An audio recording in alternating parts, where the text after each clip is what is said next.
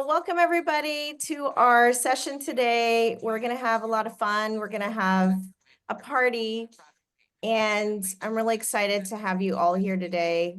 We're going to actually officially start. My name is Farzana Nayani. My pronouns are she, her, and hers. I am so excited for you to join here today for our Raising Multiracial Children book birthday bash. Virtual round of applause. Yay. Today we're going to use emojis. We're going to keep it interactive. And we also are going to use the reactions. So feel free to chime in the chat anytime and also to share. I'm joined by my beloved colleague, Zetta Hammersley, who's running tech and all things amazing. So thank you to Zetta for being here. Also joined by Sinisa, who will be here also. And she is helping us with so many things behind the scenes. So a big thank you to Zetta and Sinisa. So we are in the chat right now talking about how you first heard about raising multiracial children or how you met me, any memories from the book. So we're going to start that off. And I'm going to go ahead and begin formally today. So, it is our 5th anniversary. I cannot believe it. March 2020 was when the book came out. And today we're celebrating the 5-year anniversary.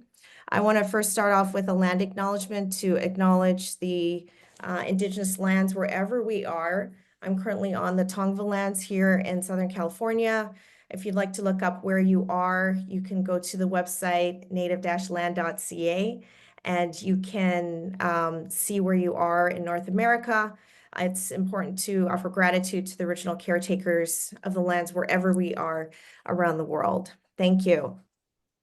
So why are we here today? We're here to celebrate. I'm so excited to see old friends, new friends, folks I've never met before, Instagram friends, Facebook friends, real friends in real life. Well, everyone's a friend here to me if you've read the book. And today what we're going to do is just really dive into the whole story behind the book. This book was created through a lot of love and a lot of sweat and a lot of, encouragement from all of you here. And also from, my family, my friends who are here today. I see you. And we also will talk about how it was to create the book. I'm really excited to have some special guests here today to talk about that. And where did the book go? How far did it go? Where did it go?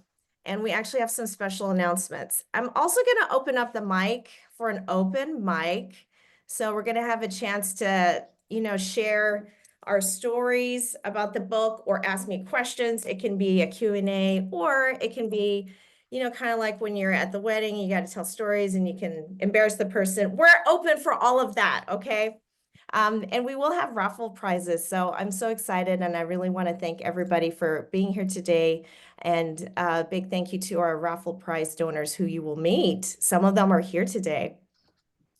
So we're actually going to start off with this interactive activity. Everybody, we want to hear from you. So this is a Menti poll. And what you're going to do is go ahead and scan this QR code, or you can go to the link in the chat. And we're going to ask from you a few questions. We want to hear from you what topics you're interested in, what you want to see next, and any favorite part of the book for those of you who have read it. So I'm going to turn this over to Zetta, who's my fellow colleague today, who's a whiz at all this stuff. Thank you, Zetta. Look at everybody here. I want to welcome everybody. So we got the Menti poll going. We want to hear from you what topics you're interested in to do with the multiracial community. So what topics are you interested in to do with the multiracial community? You're going to go ahead and put it in there. Now, if you don't know anything, it could be, I want to learn. If it's, you know what, I'm raising a teenager right now, or I'm a part of an interracial couple, you can go ahead and put that. Meanwhile, while that's happening, in the chat, we're putting in how you first heard about the book or how you know Farzana, me. And I love seeing, this is like our sign and guest book here. Yay. Okay, we have some thoughts coming in here. So what topics are you interested in? Navigating interracial relationships to establish strong foundations before raising multiracial kids. You know, this has been an increase for me. I've seen folks who are expecting or folks who are in a relationship who don't have multiracial kids yet, wanting to know more about it before they actually have a child. So that is something I've seen. We have here a comment, generational differences and identity development. Oh, that's a great one. We haven't actually looked at, you know, the different generations. We've looked at multi-generational families, but that could be a good topic to explore further. Here's another one, how to support our interracial youth who want to feel a sense of belonging. You know, that is something that we talk about a lot in the workshops that we do and in the writing that I do. And it's so important to me, near and dear to my heart. As you know, I have kids. You may know that that I have two sons. They are now 12 and 14. So where did the time go, everybody? Give me an emoji if you met me or knew me while I was pregnant. 14, 15 years ago. My goodness. It's been a long time. Okay, let's keep going. Interracial couples raising multiracial babies, multiracial solidarity with groups under attack in the current administration. Thank you for bringing that up. We really would like to, you know, cover that. I'm actually going to touch upon that a little bit today. Support multiracial families in this time of political and social discrimination. Thank you, everybody, for bringing this up. In these days of Trump and attacks of diversity, how did we become proactive to make positive change? This is fantastic. And how to cultivate healthy multiracial identities in children while still developing your own racial and ethnic identities. Yes, we are on a journey here. This is not an end goal. It is, you know, an ongoing process. And as adults, we don't have all the answers. We learn with our kids and from our kids. Another one here, understanding my experiences better as a former multiracial kid. You know, can I tell you that I have had so many people come up to me saying that as adults, how useful the book was to understand themselves.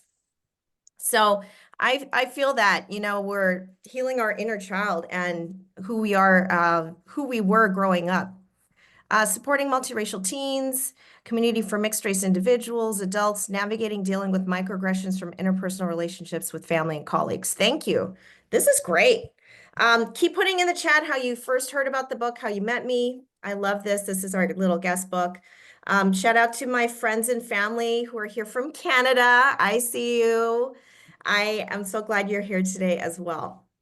Building community. Yes, yes. Okay, let's keep going.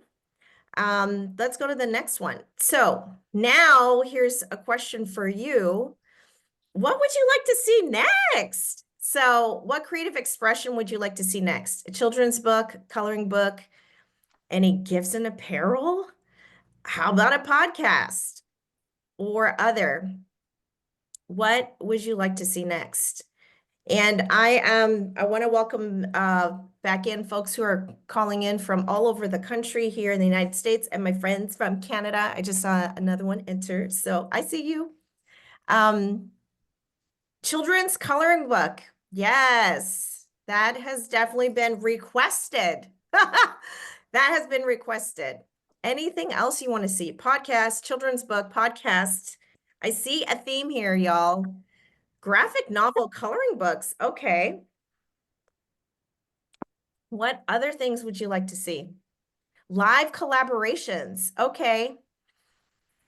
We have my ate in the chat chiming in. Yes, I want to come back to New Orleans. I am gonna it's not an if, it's a when. Heck yeah to a podcast. We love hearing your open dialogues. You know, I am I am in the process of sharing more of how I truly feel. And so you're going to get a glimpse of that today. So yes, heck yeah. Multiracial swag, t-shirts, hats, children's book, and podcast for sure. Okay, awesome. Keep the votes coming in. We have another vote for a podcast. And how you met me in the chat, podcast, entertainment series. Ooh, yes. Can we have more entertainment that centers the mixed race experience? I love this. Okay. Last question.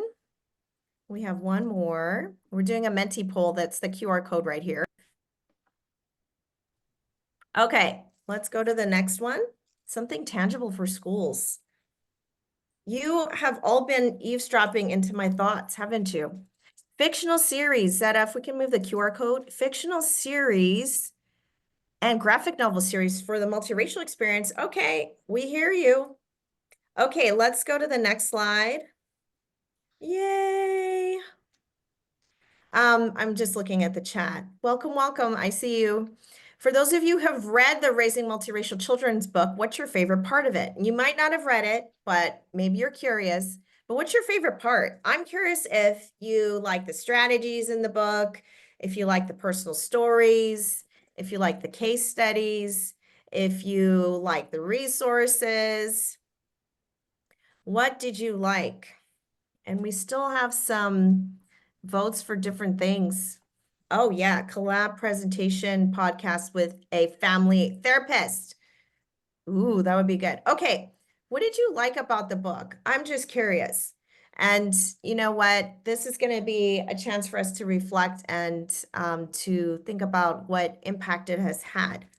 I can tell you, while that's coming in, I wanted to tell you that did you know how much input I got on it while I was writing it? I put a survey out and I thought, okay, I'm gonna try to gather some stories. Maybe I'll get like 15 or 20. I had over 330 people respond to that poll. And that is what is actually in the book. When you see anything italicized, any quotes in here, they're real.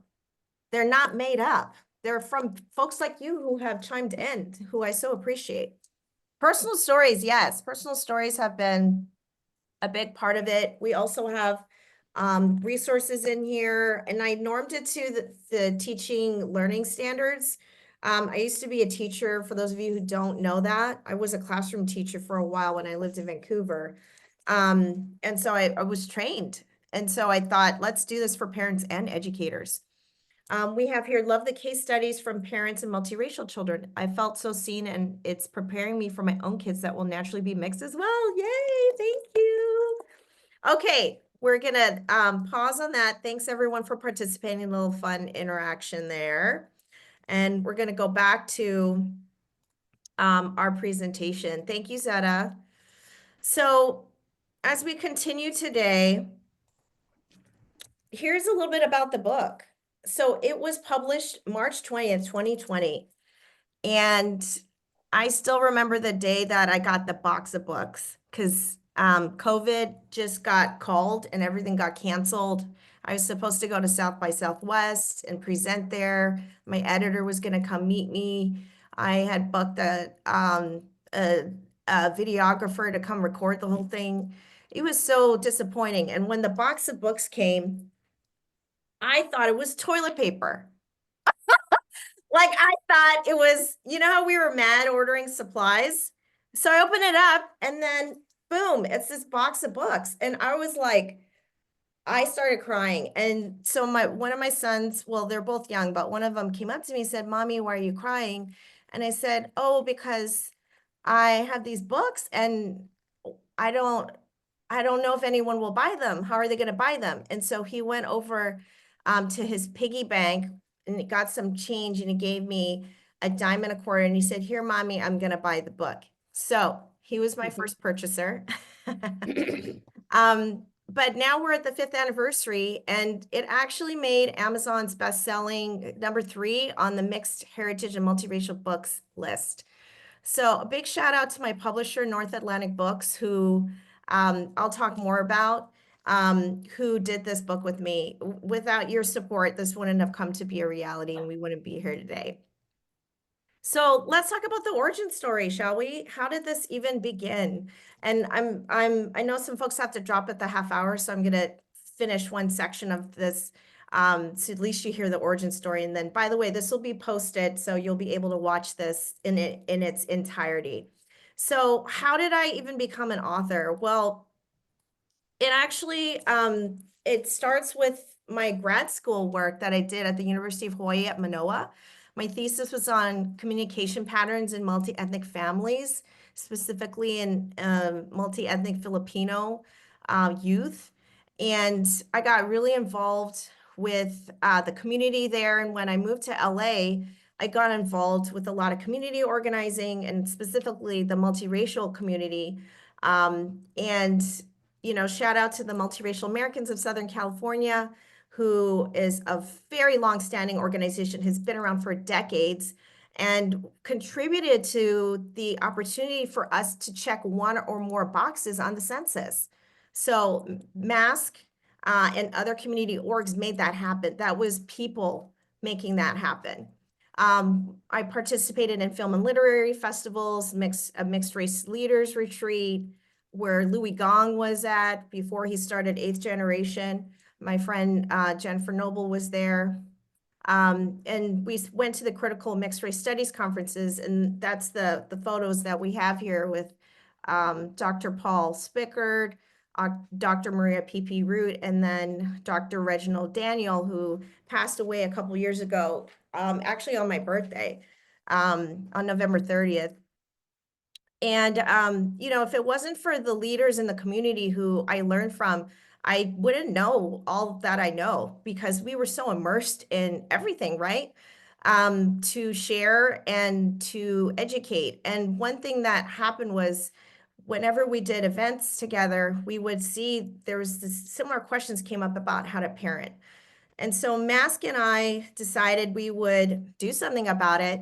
And we wrote a grant to do workshops and to write a book. And so that was my first book, Being All of Me. It was a self-published book, and we have a fantastic artist, Amanda Coronel, who happened to be at the daycare where my kids were at. She would do these amazing posters, and I saw her art on the wall, and I was like, she's got to be the illustrator. And she's mixed as well. And so she did these posters and she did the artwork. And Being All of Me was published. I became a mom in 2010 and 2012.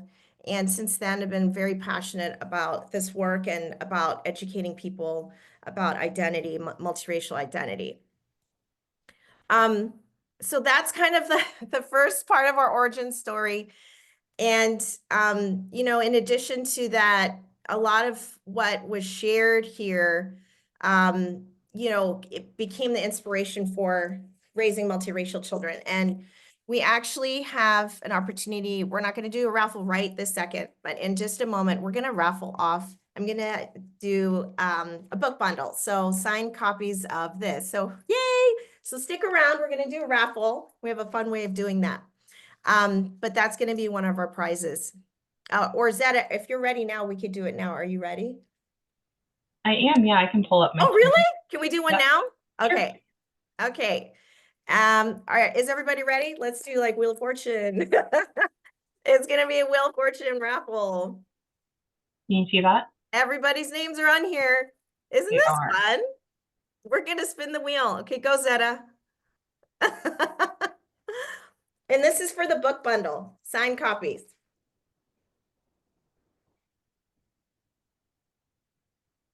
We have Kate Potter. Congratulations, Kate.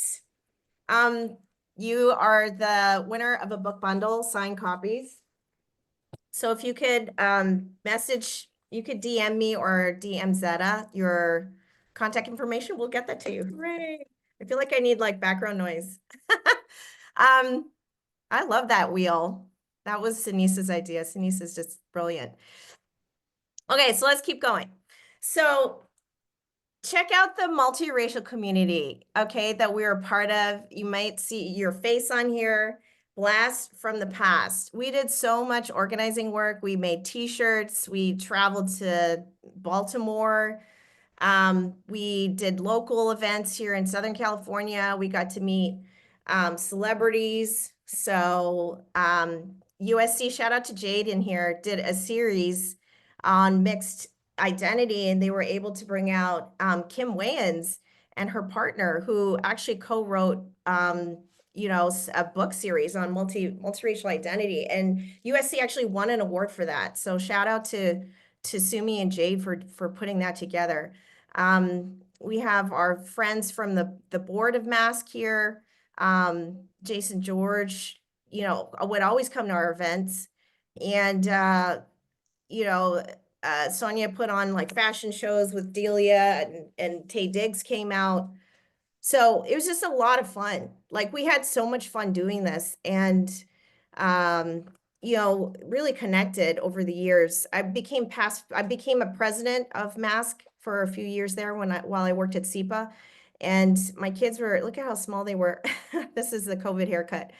Um, yeah, everyone really supported our work. So just wanted to take a trip down memory lane with that. And Jeff Chiba Stearns, who did a film on with Athena on the plight of people who are multiracial who can't find bone marrow matches.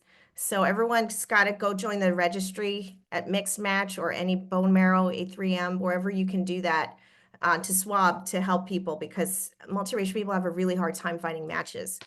So another thing that happened was Kip Fulbeck, who you may know as spoken word artist, professor at UCSB, did this amazing series, the Hoppa books.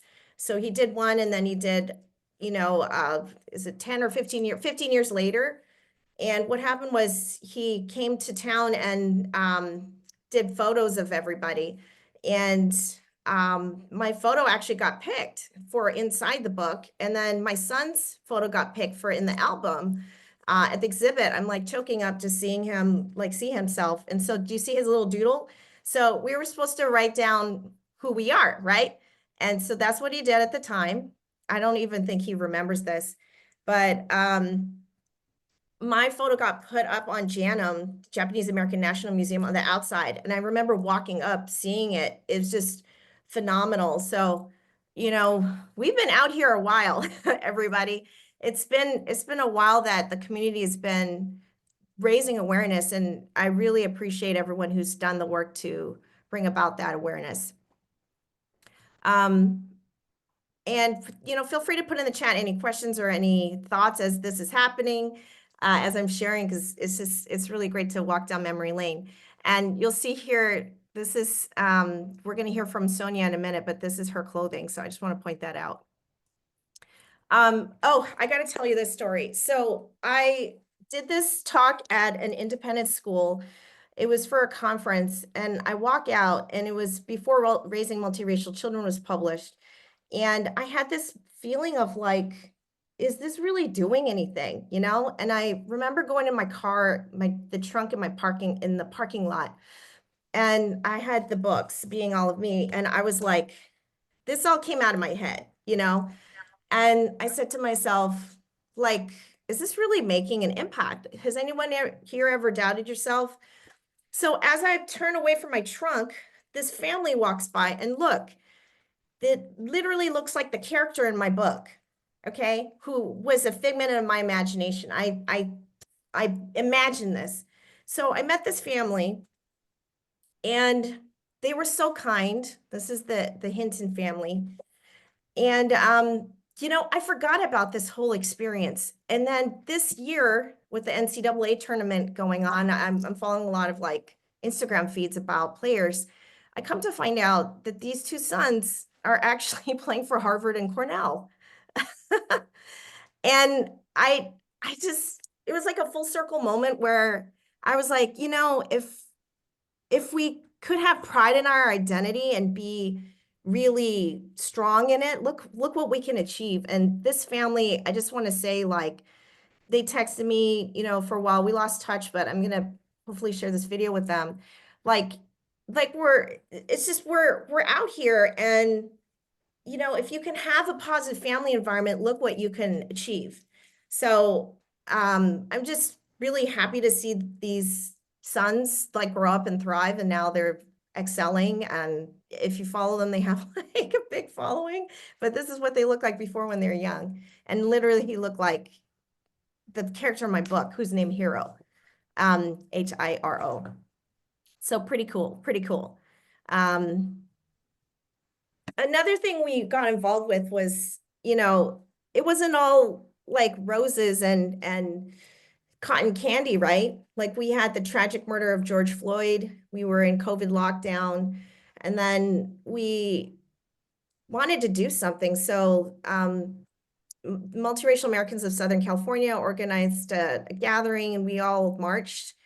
And these were my kids back then. We made these signs. I love this photo of all the hands. And this is Sonia's mask too. Um, Created stuff, right? So like, it's just a matter of finding your community, right? And so I owe a lot to the people around me who educated me, who helped me be me and immerse myself in what it's like to come together in who we are, right? No matter who we are. And with that, I'm actually going to turn it over to a special guest speaker named Delia Douglas Haight, who's the president of Multiracial Americans of Southern California. So I think it's really apt to bring on someone who's a part of all of that history and share some stories. So Delia, if you could come up. Here I am. Hi. Hello. Hi, everyone. It's such a pleasure being here celebrating the 5-year anniversary of raising multiracial children by the incredible Farzana Nayani. Farzana, your book has been and continues to be a guiding light for families, educators, and advocates navigating the beautiful complexity of raising multiracial kids. At Multiracial Americans of Southern California, we've seen firsthand how your work has empowered parents and educators to approach identity with confidence, compassion, and a true understanding of what it means to embrace the fullness of the multiracial experience. Your book isn't just a resource, it's a movement, sparking meaningful conversations and real change. And we're honored to have been a part of the founding of it. Over the years, our partnership has reinforced just how vital these discussions are. We've had the privilege of collaborating with you on teacher trainings at institutions like CEE Los Angeles, advocating together at marches, which you just showed, engaging in powerful discussions with students at UCLA's Mixed Student Union, and supporting multiracial representation through our brand partners such as Mixed Up Clothing and Curly Kids Hair Care, and so many more. These moments reflect the heart of our shared mission, uplifting and advocating for multiracial voices across generations. Farzana, your work is not only educated but inspired. You remind us all that identity isn't about choosing one side or the other. It's about embracing the full, beautiful spectrum of who we are. So here's to you, raising multiracial children, and to the continued work of supporting multiracial families everywhere. Congratulations on 5 incredible years, and thank you for all you do. Thank you so much, Delia. That's so touching and meaningful. I really appreciate it. And I see other fellow Mask board members here. So, I owe a lot to the community and I really appreciate all that you shared and all our memories, right? Wasn't it nice to see all the photos? Oh, it was so great. It was absolutely wonderful. And there's something about just seeing it in, right in front of your very eyes, that puts into perspective not just the work we're doing, but also how long we have been in this together. For many of you that may not know, while I am the current president of Multiracial Americans, Farzana was the reigning president in, was it 2004? It was later. Yeah. Yeah, probably '08 around Oh, there. wait. Okay. Yeah. Yeah. Yeah, and we've had the blessing of working together in the work that you're doing now, but also you leading the organization, and together we've been able to really grow, and I'm just so grateful, not just for what we're doing within the community, but I know that your work as well as ours will impact the future generations as well, especially during these times. Thank you so much, Delia. I appreciate it. And, that's what I want to say just when we're thinking about navigating it and, the current times, which are difficult. When we look back, look how much we've done, right? And so it's so empowering to see that. And I know together we can do more. So that's what I want to share. And thank you, Delia, for coming up and speaking and being here. My pleasure. Um, I want to thank our raffle prize donor, Sonia Smith Kang, who's also part of the Multiracial Americans in Southern California. She has founded the company Mixed Up Clothing. I kept pointing it out as I went along so you could see all the different clothing that she's made. And then during COVID, she pivoted to making masks, and she's just such an amazing, leader in the community. She's Black and Latina and has also Korean kids. So it's cool to be a friend to you too, Sonia. So thank you for being here and creating what you do and for donating a raffle prize. And we are now going to turn to that. So we actually have, through the generosity of Sonia, a $50 gift certificate from Mixed Up Clothing. So we're going to spin the wheel.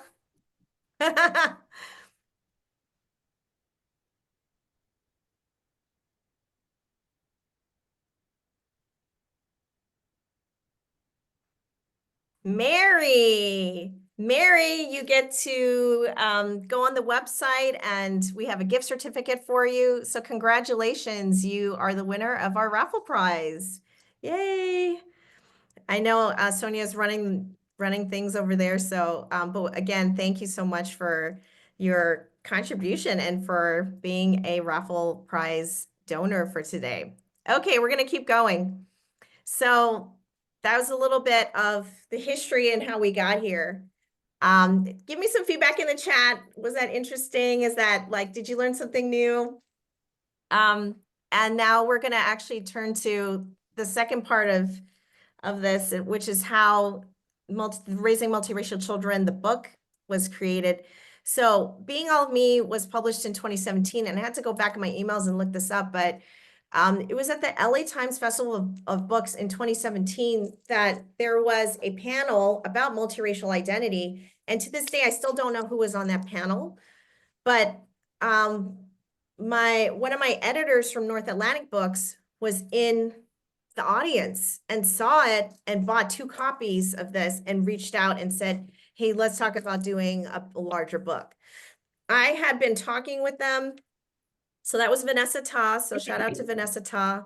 And then Vanessa left North Atlantic, and then my next, and she has mixed kids. Then my next editor was Pamela Berkman, and she has twin boys who are also multiracial. I was so grateful to meet all these folks. And it was me. I was like hesitant. I didn't understand how to write a book. I was nervous. We're having conversations, and Nab was really teaching me how to do this because I had no idea at this level what it would take. And I remember the day that Pamela put me in touch with Tim McKee, who you'll meet in a moment. And he said to me, do you want to do this book or not? And it was that kick in the pants I really needed, right? So then the proposal went in 2019. Look how long it took me to develop it too. I wrote all through that year, and then it came out in March 2020. So that's the story. So, if you ever have doubt, just know there are people that support you and there's an audience for your work. I just didn't believe in myself. I didn't believe in if this topic would be big enough for a book. Obviously I trusted my editors, but I couldn't see it because I'm in it, so I just wanted to share that story in a vulnerable place because sometimes we all feel that, right? At different points in our life. And it's not until you look back do you realize that moment of doubt, is in the way. But here I'm going to bring up Tim McKee, who I just mentioned, Tim, are you the president or publisher? I just realized I might have this wrong. Publisher. Publisher, sorry. You're the publisher of North Atlantic Books, and I'm really excited to have Tim here. So he is, such a force in the community, not only around getting ideas out, but getting, social justice and environmental justice and healing to the forefront of our minds and our hearts. And it's such a pleasure, Tim, to have you here. I'm so excited to have you here and would love for you to share a few words.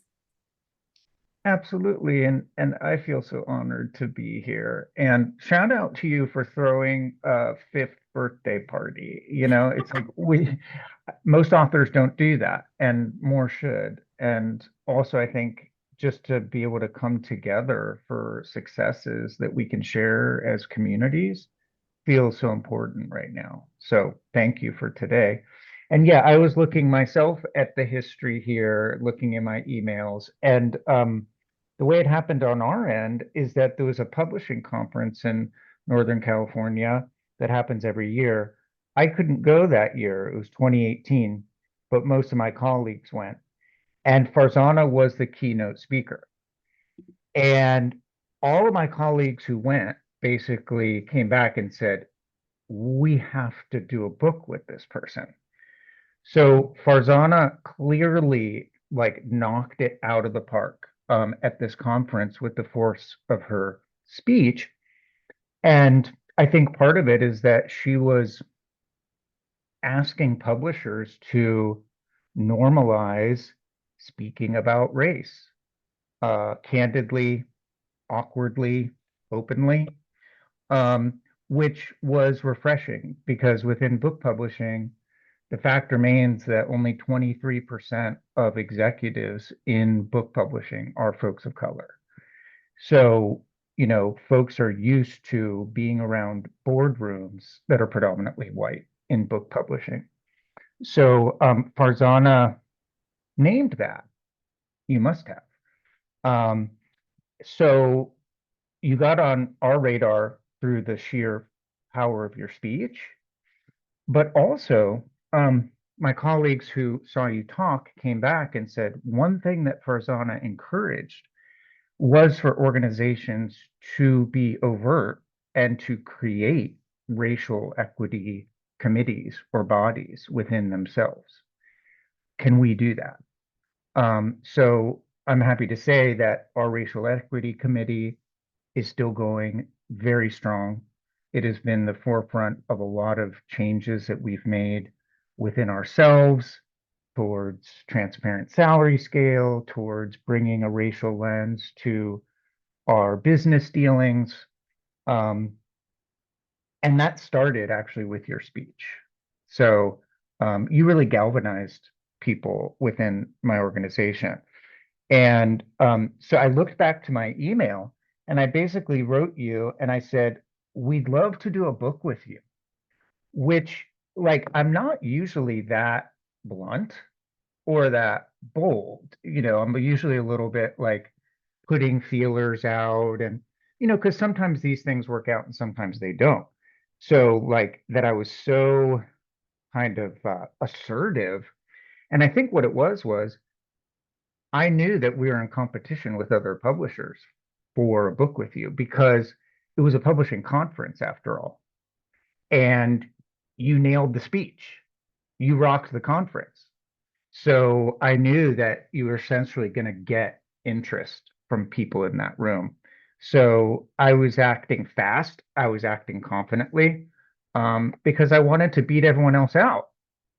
And the reason I wanted to beat everyone out was that, you know, we publish books for personal and collective liberation. And we knew that your book was going to be part of that for multiracial folks. And that there was just so much healing that was going to come forth from your book. So it fit what we did. It was right on time. And the other just quick story I wanted to say about Farzana, and for those of you who know her well, this won't surprise you, but I then actually first met Farzana in person when she came up to our office in Berkeley to talk about the book. And when I went out to meet her, she was in the midst of an in-depth conversation in Urdu with her Lyft driver, if I've got that right. Do I? Yeah, and my friends who are from Canada know I always talk to the taxi drivers, so that's not surprising. Yeah. And, you know, so obviously her own interesting ethnic background and linguistic background was coming to play there, but also the fact that you're somebody who does not distinguish between, someone's ranking. I think a lesser person would have kind of short shrifted that conversation as you then turn to meet your publisher. Instead, you remain present in that conversation with that person, and then talk to me. So, for me, it's moments like that that show everything about someone's integrity. So I just knew at that point, wow, we really made a good choice here to work together. So I'm super proud to be that North Atlantic Books is a publisher of your book, and it keeps selling. It keeps resonating. Like, it's going to continue to have a really long life. So if we're all around, let's meet again at the 20th anniversary. It's still going to be doing its thing. Thank you, Thanks. Tim. And a Absolutely. big Thank shout you. out to your team, Shayna, who's my editor, Bevan and Julia, who helped with publicity and marketing and just getting the word out. It was really a team effort, and it was really due to all of you. So I can't say thank you enough, but I feel like we're connected and bonded, and it's still going. So yes, let's cheers to more years together on this journey. I love that. Thank you. Thank you, Tim. So, with that, I'm gonna, continue. I know there's so much that we can reflect on, and I wanted to, in addition to what Tim shared, thank you, Tim, just talk about like what life as an author has been like. And there's been, a lot of activity. We started a Multiracial Matters Instagram account, and it grew. So it's almost at 6,000 followers. And I've met so many friends here, people that I hadn't met before, and became, um, you know, community with. And it's just really cool that you could do that. So I appreciate everyone who's met me through online. Things that we did. We had a series called Mix Picks. So I would talk about multiracial books or books by multiracial authors or businesses. Um, we had Multiracial Mondays. I had speakers come on every Monday, and it was so great. So some of you may know me from that. If you know me from that, let me know in the chat. It's great to see you here. And, someone who's been instrumental in my growth and, supported me is the Dar family. So if you don't know, my ethnic background is my mother's from the Philippines, my father's from Pakistan with roots in India. And I met the Dar family in Hawaii when I was there for grad school, and they're the exact same ethnic background. So these are sisters Yasmin and Cheyenne, and there's other family too. But Cheyenne started a company called Doki, and Yasmin, and Cheyenne runs this company, Doki, and they are a raffle prize donor today. So thank you to Doki, thank you to Cheyenne for supporting me over all these years with your creativity. And, she's taken photos of me. She's given me design ideas. So yeah, she actually runs, if you go to the website, you can see it's a brand that really supports a lot of themes around family, around knowing yourself, all the stuff that aligns with my brand too. So we're actually going to have two drawings for $50 prizes from Dolke. So we're going to go and do that now. So over to you, Zetta. We have just about 10 minutes left, but I'm keeping the audience on their toes with all the raffles. So we have two $50 gift certificates. So we're going to do this twice for Dolke for clothing. I have so many items from Dolke. It's not even funny. I have pants, I have sweatshirts, I have t-shirts. Oh, congratulations to Nancy. Nancy, you're a winner. Yay. And Nancy is one of the co-founders of Mask. So we're so happy to have Nancy here. Thank you for being here. We're going to spin the wheel again. Spin, spin. For a $50 gift certificate to Dolke. Oh, Jade. Jade, that's you. Oh, I'm so glad. Congratulations. That's so fun. You're going to enjoy looking at that. They have kids' clothes too. So Congratulations to all the winners. We have one more raffle to go and a little bit more storytelling. Thank you, Dolke, for being out there and supporting women, and they donate proceeds back. So I'm really happy to support Dolke as well. And it's great to know about other mixed race, multi-ethnic businesses. So now we're going to look at the reach this book has had, which has been tremendous. I've been so thrilled and honored to present at conferences, co-present with colleagues at NCORE, the National Conference on Race and Ethnicity. This was in Honolulu. Here I'm with Teresa Williams-Leon and Dr. Curtis Takata Rooks. So Dr. Leon and Dr. Rooks and I, we all went. And it was packed, the standing room there. I did another talk at the National Association of Independent Schools with Dr. Jennifer Wells. It was the last day, the last slot, and we had, 100, 200 people there. We brought books to sell. They sold out. That stack you see there was their bookstore. They sold out. We went back again. I got to co-present with Zeta. We did a pre-conference workshop, my first time ever doing a pre-conference. So exciting. And it was just really well received.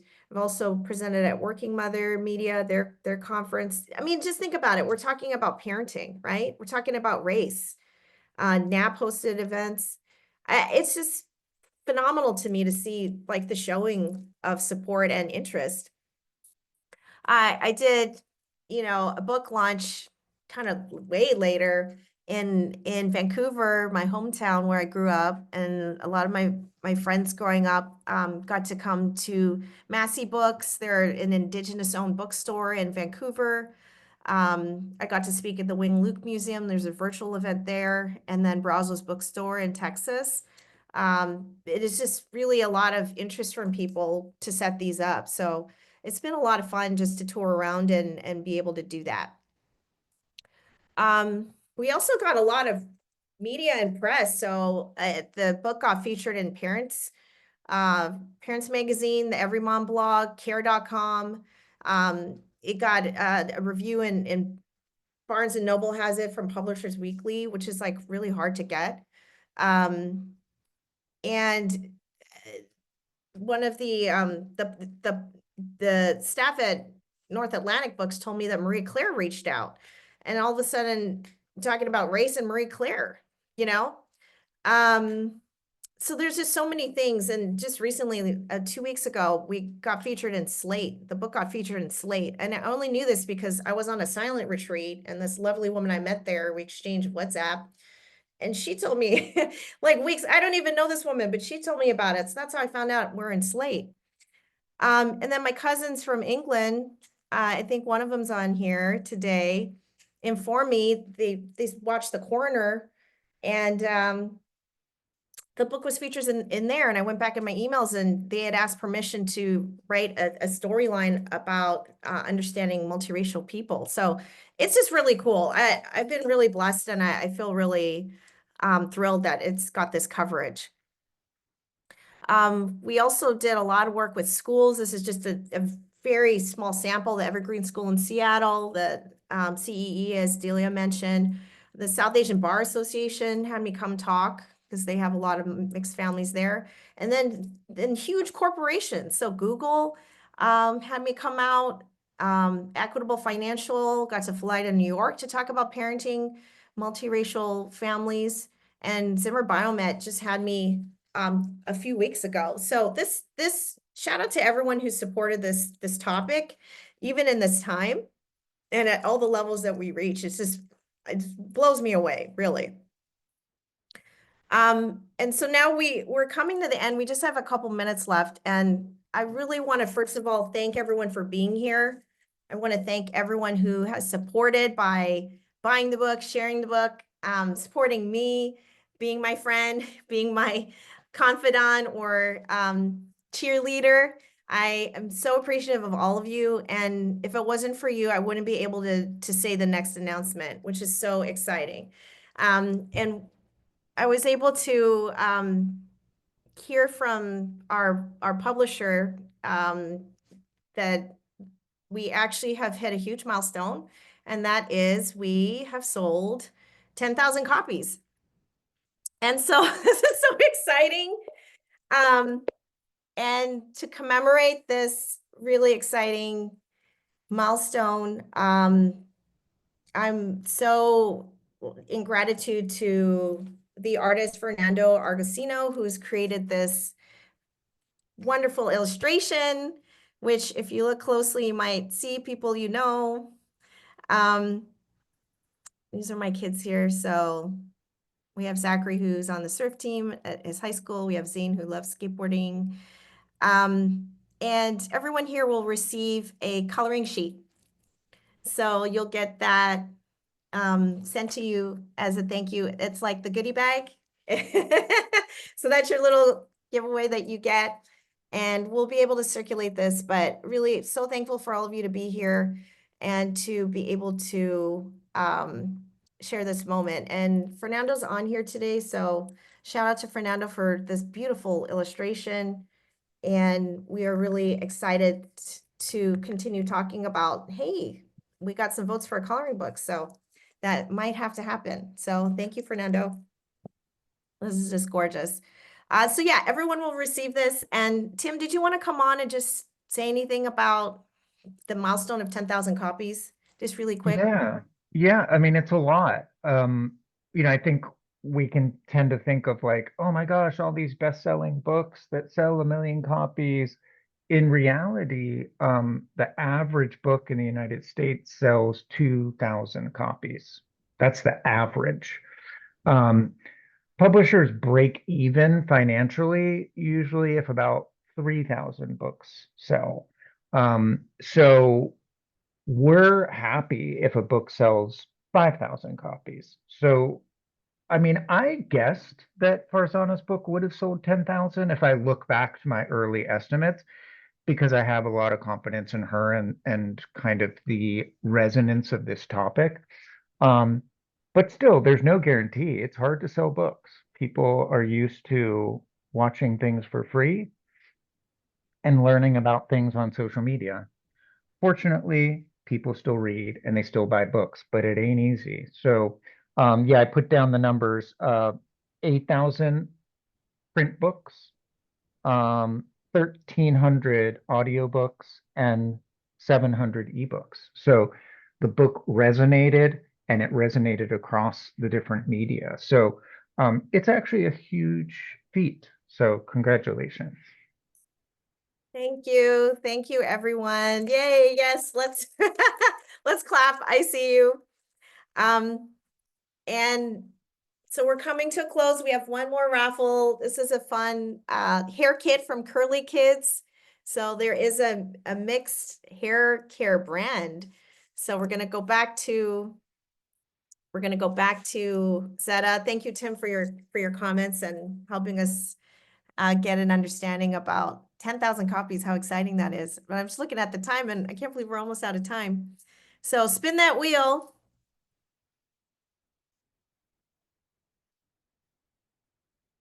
Who's getting the curly hair kit? Anam! Yay, Anam, congratulations. We're gonna get that over to you. And with that, we are gonna come to a close. Thank you to Curly Kids for that raffle prize. Thank you all for being here. Thank you so much for your support. Could not have done this without you, really, truly. And I know there's more to come. For those of you who are in touch with me, stay tuned. I'm, coming back to this topic. I did a little roundabout in corporate workplace stuff, but I'm coming back to this topic. So you'll see me more active on this. But a huge thank you to everyone.